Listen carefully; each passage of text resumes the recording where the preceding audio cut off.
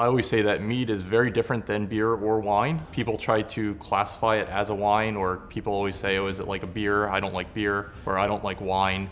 As different as beer is from wine, I say that mead is a completely different category unto itself. Instead of using grapes like you do for wine, or grain like you would for beer, we use honey to make mead.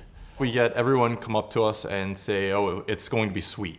It's made with honey. Most people don't realize that honey is one of the most fermentable sugars. It's a very, very simple sugar. It can completely ferment dry.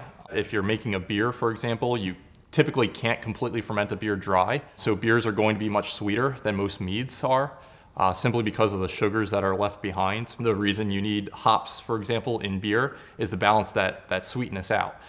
For us, for mead, if we want to keep it sweet, we actually have to stop the yeast from eating through all the sugar in order to leave some residual sugar behind. So that's the biggest misconception, is that it's going to be sweet because it's made with honey. It's hard to explain to someone that every single mead is going to taste different. I try to say, have you ever had a bad beer before? Have you ever had a good beer? It's the same thing with mead. If you've had a bad mead, there's also good mead out there. Hey everyone, my name is Ryan Ludwig. I am the owner and mead maker here at Rebel Hive Meadery.